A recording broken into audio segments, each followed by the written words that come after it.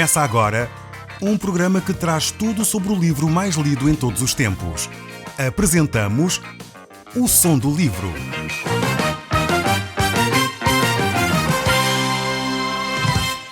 Seja muito bem-vindo. Neste podcast vai encontrar o livro mais conhecido e lido em todo o mundo. Vamos levá-lo numa viagem pela história da humanidade. Este é um audiolivro para si, para a sua família e sociedade em geral. Contextualização e comentários de Paulo Chaveiro. Nós estamos a estudar e a ler o livro mais lido em todo o mundo, o livro mais traduzido em todo o mundo, o livro mais conhecido de todos. Este livro é a Bíblia.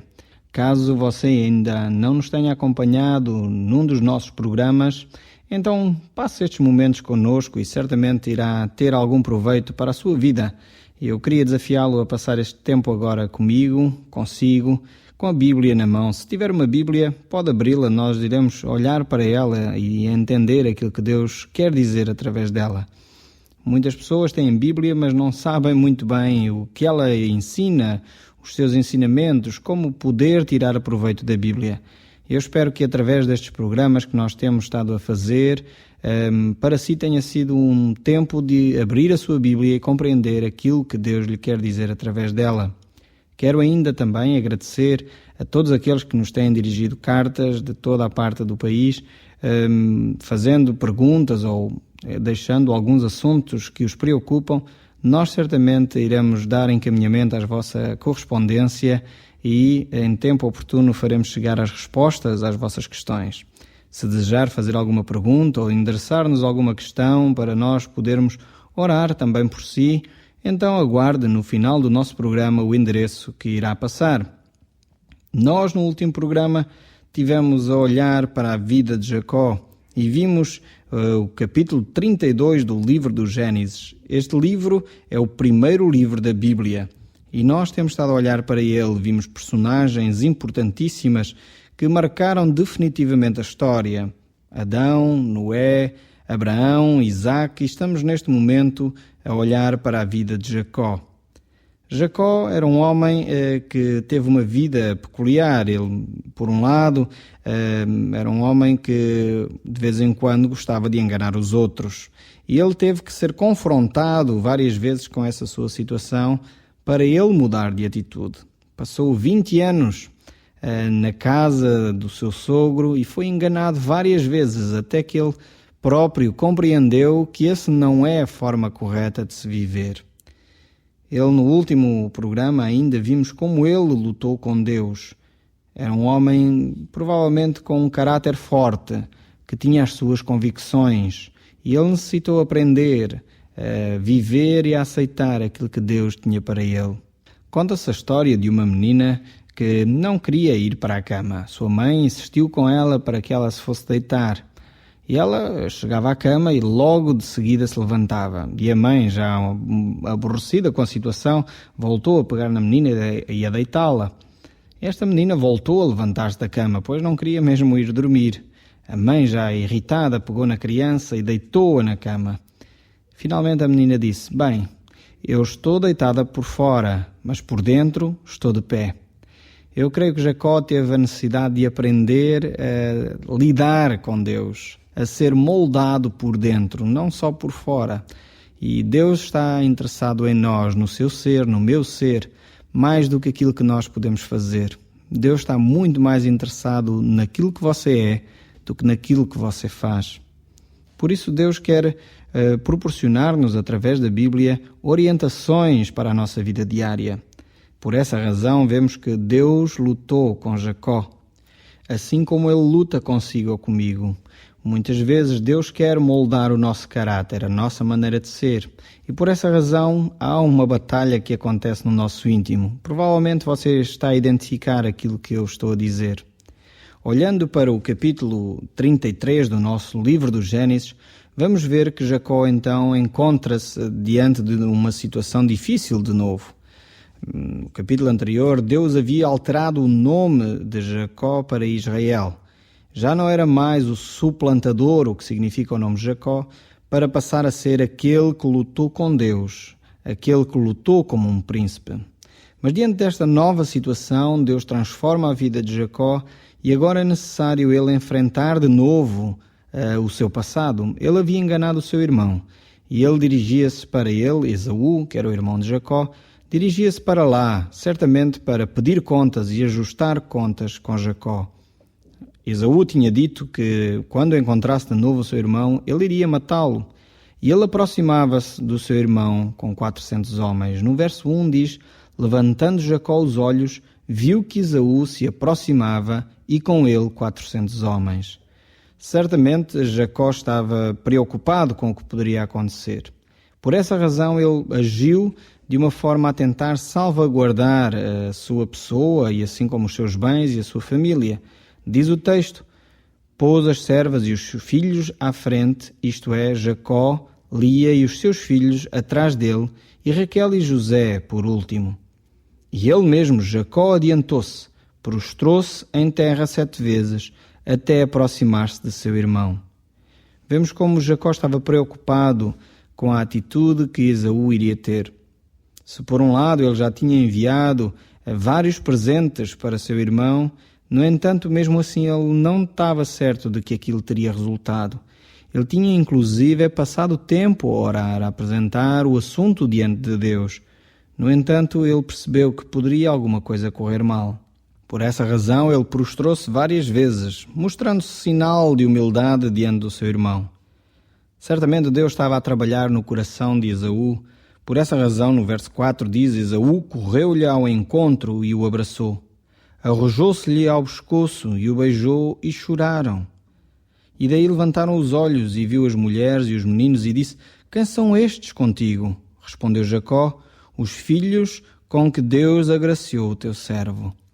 Certamente deve ter sido um momento extremamente emocionante. Já há mais de 20 anos que estes 2 irmãos não se encontravam. Quando eles saíram havia um sentimento de ódio, de vingança, mas quando se encontraram houve reconciliação. Apesar de Esaú aparentemente ter vindo com a intenção de fazer mal a Jacó, pois de outra forma ele não se aproximaria do seu irmão com mais de 400 homens, mas aquele tempo que Jacó esteve na presença de Deus, lutando com Deus, como vimos no último capítulo, no último programa, isso trouxe fruto, trouxe resultado.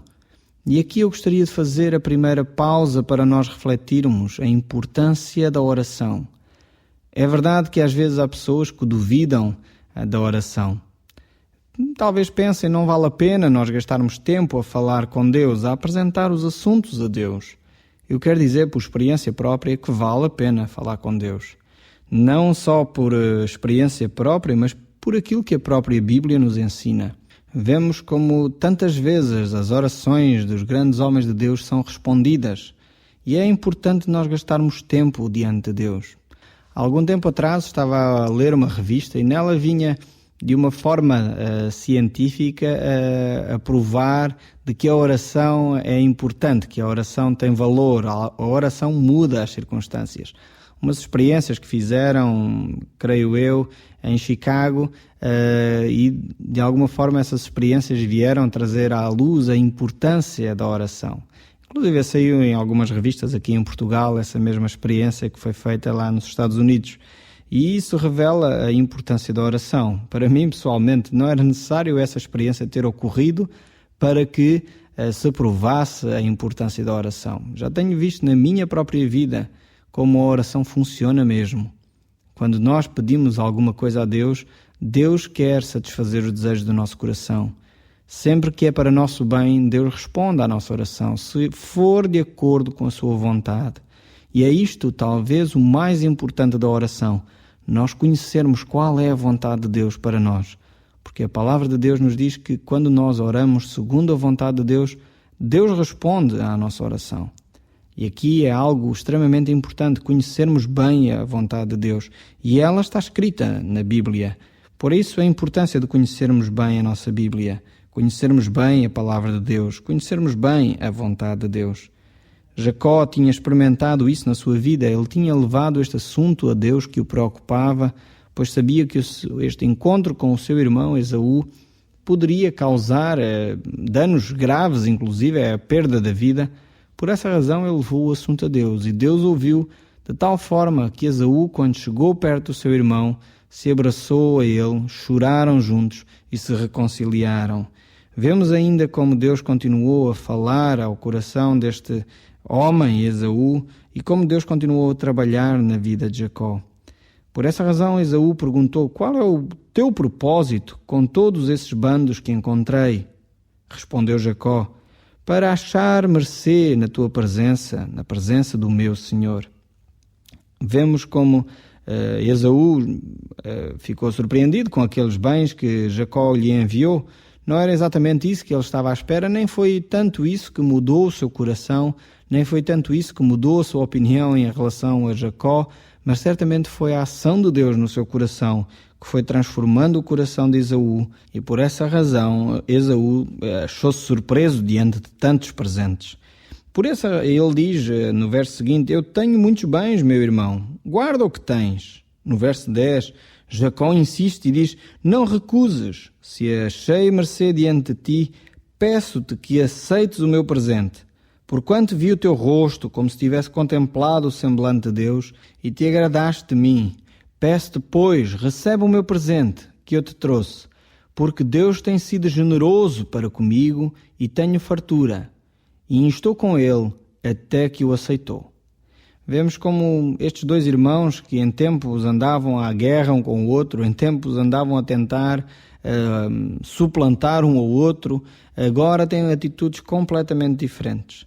Esaú verifica que era melhor que o irmão ficasse com os seus bens, porque ele também tinha muita coisa, e Jacó também já não está tão agarrado às questões materiais como anteriormente.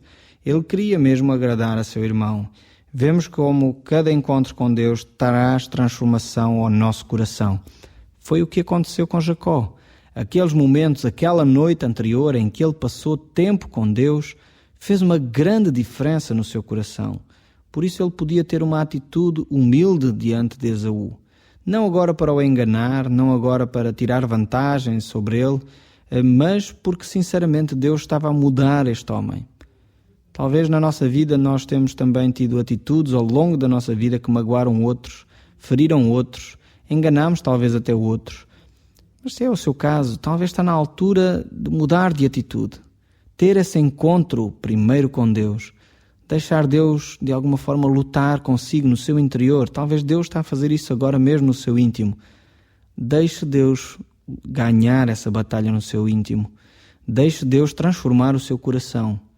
Seja alguém que está perto de Deus, que encara os outros, como diz a própria Bíblia, superiores a si próprio, que procuram o bem-estar dos outros em vez do seu.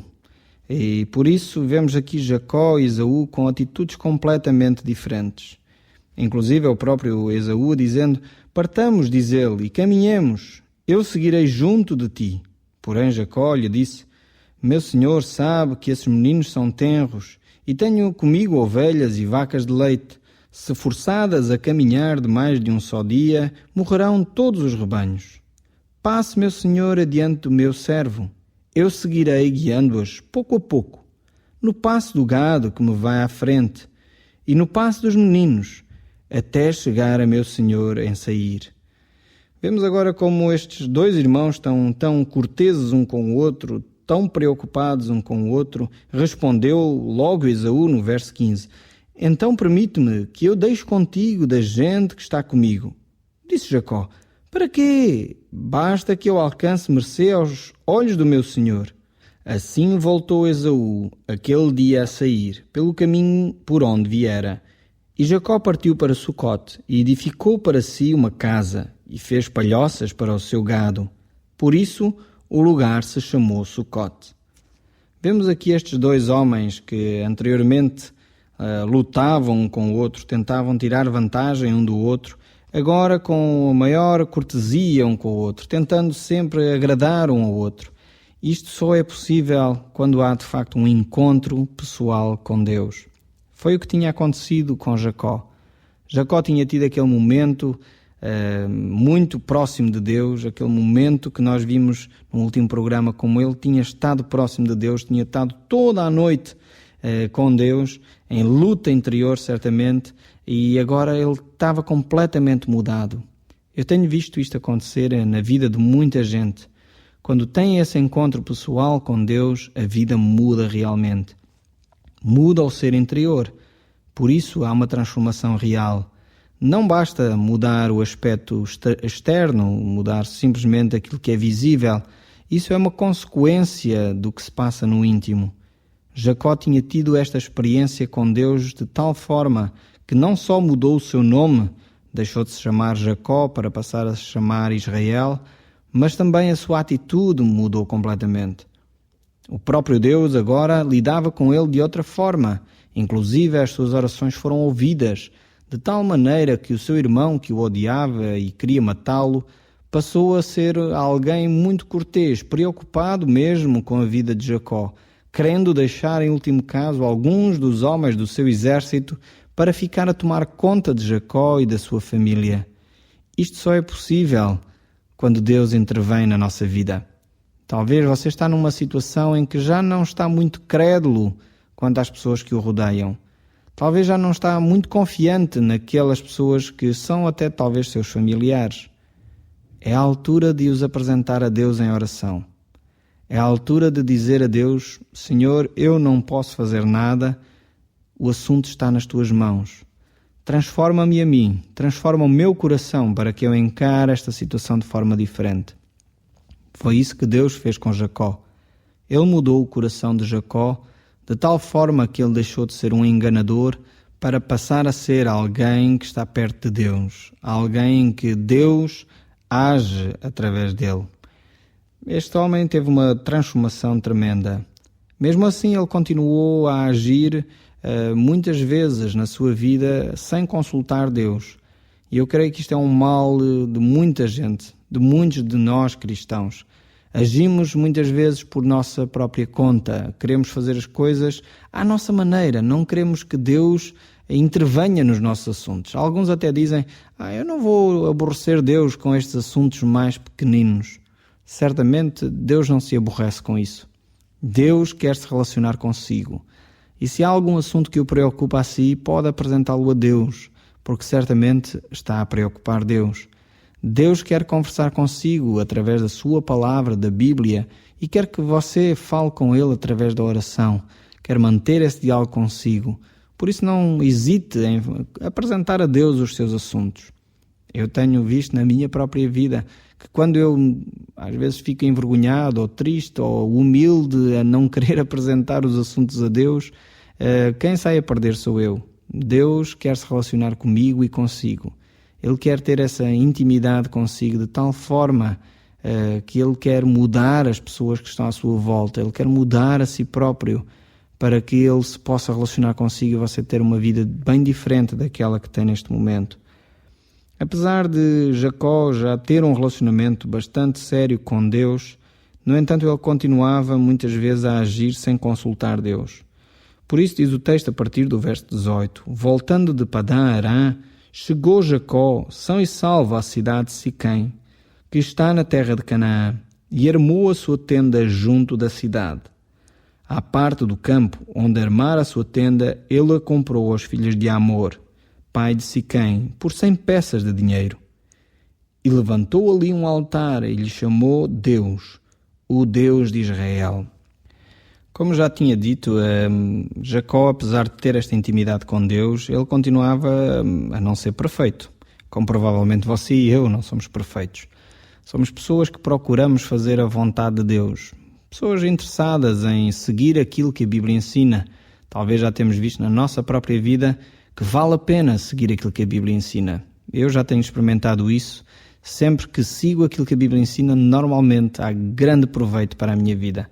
E eu quero deixar este desafio consigo. Experimente na sua própria vida a fazer aquilo que a Bíblia diz e vai ver como a sua vida vai ser diferente. Jacó, apesar de ser um homem assim, que procurava fazer a vontade de Deus, procurava seguir aquilo que Deus dizia, mesmo assim aqui ele volta a falhar. Provavelmente como você e eu, mesmo querendo fazer a vontade de Deus, por vezes nós falhamos, por vezes nós erramos, pecamos, usamos esta expressão, ainda que hoje está fora de moda a palavra pecar, mas é no fundo isso. Deixamos de fazer aquilo que era correto ser feito e agimos de uma forma diferente. Jacó ele tinha dito ao seu irmão que iria atrás dele para a terra de Seir, iria se encontrar com o seu irmão. Mas talvez algures no caminho ele mudou de opinião e foi para uma outra terra, Siquém, esta terra que era uns quilómetros distantes daquele lugar onde ele tinha combinado com o seu irmão. Ele deveria ter regressado à terra de Betel, mas não, foi para um outro lugar, tentou uma outra experiência pela sua própria força, talvez pela sua própria astúcia, e armou aí a sua tenda, diz o texto, comprou aí terrenos. E este é um assunto extremamente importante que nós queremos tratar no próximo programa. Onde nós moramos, a vizinhança que nós temos. Isso tem um impacto tremendo na nossa vida, na vida dos nossos filhos. Por essa razão é algo que deve ser considerado com muito cuidado. E parece que mais uma vez Jacó não teve esse cuidado. Ele deveria se ter dirigido a um determinado lugar, mas não o fez. Apesar disso, ele ainda levantou um altar a Deus e chamou aquele lugar o Deus de Israel. Mas mesmo assim, eu creio que não era esse o plano de Deus para ele. Às vezes nós tentamos remediar as situações na nossa vida, fazendo as coisas à nossa maneira, à nossa vontade. E às vezes até revestimos as nossas ações com atitudes religiosas, aparentemente corretas, politicamente certas. Foi o que no fundo fez aqui Jacó. Mas nós iremos ver no próximo programa como esta atitude de Jacó saiu caro à sua família. O Som do Livro, uma produção da Rádio Transmundial de Portugal.